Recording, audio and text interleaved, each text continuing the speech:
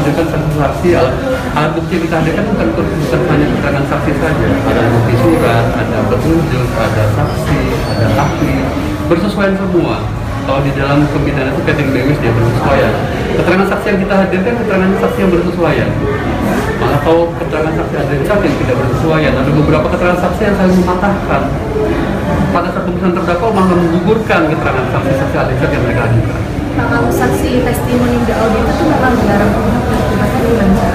ya, testimoni itu tuh memang kekuatannya memang lemah, tapi ya kalau misalnya memang bersesuaian dengan keterangan saksi yang lain, itu dia dianggap sebagai keterangan saksi. Kenapa? Setiap kali perbuatan asusila dilakukan pasti yang tahu perbuatan terdakwa itu ya cuma saksi korban. Tidak ada saksi yang melihat. Kalau ada saksi yang melihat pasti tidak akan terjadi perbuatan itu. Artinya bisa untuk memperkuat dakwaan dan bisa selama dia bersesuaian dengan peristiwa. Rangkaian peristiwa itu utuh jadinya. Jadi memang tidak ada pada saat perbuatan dilakukan tidak ada saksi. Betul. Tapi keterangan saksi di testimoni audit diceritakan. Kemudian rangkaian peristiwa itu jelas terang. Peristiwa-peristiwa ada internal personal interview ada. Interview dilakukan di bagi beberapa kelompok ada. Itu bersesuaian. Keyakinan putusan nanti seperti apa kan? Kami optimis. Ya. Kami optimis. Saya 2 minggu lagi Pak. Minggu depan masih duplik. Untuk perbuatan terdakwa yang mengakui perbuatannya dilakukan nggak Pak? Terdakwa tidak mengakui. Tidak mengakui ya. Terdakwa punya hak ingkar Mas. Ya, terdakwa tidak disumpah, dia punya hak ingkar silakan. Kalau dia mengakui perbuatannya itu jadi hal yang meringankan pada saat proses penuntutan. Makanya kemarin kan dalam penuntutan tidak ada hal yang meringankan bagi terdakwa. Berarti sampai sekarang pun tetap nggak mengakui adanya itu.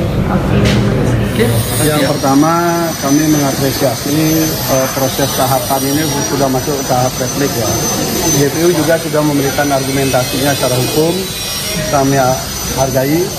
Tetapi dari replik ini kami tidak melihat beberapa pertanyaan substansial untuk dijawab oleh JPU. Contohnya adalah pertama, ketika kami mempertanyakan 2 peristiwa.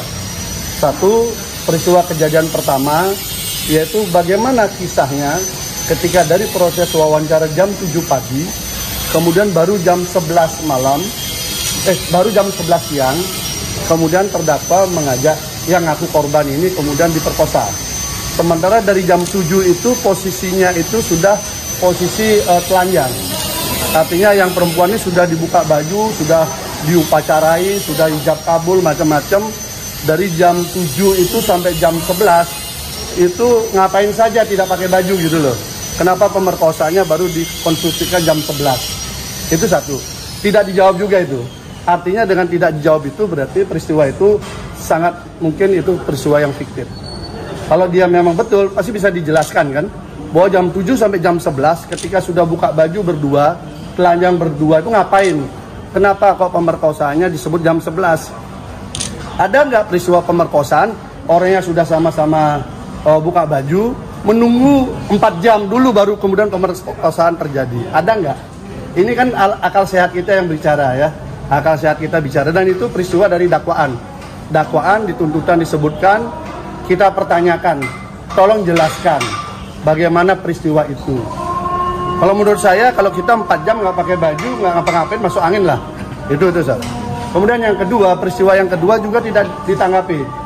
Peristiwa kedua adalah bagaimana jam 2.30 dini hari yang mengaku korban ini dari pondok ke Puri Pelandaan yang jaraknya 30 sampai 45 menit naik kendaraan. Bagaimana caranya? Karena di dalam dakwaan disebutkan bahwa dia perlihatkan WA kepada saksi Basit, kemudian dia diantar oleh Edwin, ditemukan oleh Aji. Semua saksi itu menolak peristiwa tidak pernah ada. Nah tadi di dalam replik, satu pun tidak bisa menjelaskan itu. Bagaimana si perempuan ini jam 2.30 datang ke TKP? Tidak dijelaskan. Artinya apa? Kan tidak mungkin orang itu ujuk-ujuk terbang langsung masuk kamar kan? Pasti ada proses kan? Nah, kita suruh jelaskan. Tolong jelaskan bagaimana peristiwa itu, karena saksi yang disebutkan dalam dakwaan sudah menolak peristiwa itu. Itu tidak ada jawaban. Artinya apa? 2 peristiwa itu tidak dijawab. Tetapi yang dijawab adalah pokoknya semua saksi yang meringankan terdakwa itu tidak bisa dipakai. Hanya dikesampingkan. Hanya begitu semua isinya. Pokoknya bukti apapun dari terdakwa dikesampingkan. Kalau hanya begitu dikesampingkan tanpa ada argumentasi yang kita tanya nggak bisa dijawab, kan sebenarnya hakim udah ada bayangan ya. Teman-teman ada bayangan nggak? Bagaimana seseorang perempuan dini hari jam 2.30 ngaku akan diperkosa, dia datang ke TKP, tapi tidak bisa diceritakan bagaimana prosesnya. Masuk akal enggak? Kita kan nanya, tolong jelaskan fakta sidang yang mana yang menunjukkan itu. Tidak dijawab oleh JPU. Begitu juga yang tadi saya katakan, katanya jam 7 di interview sampai buka baju, jam 11 baru diajak masuk ke ruang kecil untuk diperkosa. Ada nggak pemerkosaan seperti itu? Yang saya tahu, bangunan pemerkosaan itu adalah ada nafsu birahi seseorang laki-laki yang tidak bisa dia tahan, sehingga begitu ada kesempatan maka dia akan lakukan semaksimal mungkin. Itu pemerkosaan. Tapi kalau sampai 4 jam diam sama-sama telanjang nggak ngapa-ngapain, jam 11 baru kemudian pemerkosaan terjadi, ya saya kira cerita fiksinya kurang lengkap sutradaranya. Katanya ada peristiwa itu, tapi ya, suka sama suka. Iya, enggak. Artinya menceritakan peristiwanya saja sudah nggak mampu kan? Kan kita minta kan, beliau mendakwakan, beliau menuntut tinggi. Kita minta tolong jelaskan gimana peristiwa itu. Nah, tetapi peristiwa itu kan tidak bisa dijelaskan oleh JPU. Padahal kita di pledoi kita udah minta, tolong jelaskan itu. Kalau memang bisa dia buktikan, mungkin kami akan berubah di duplik kami kan.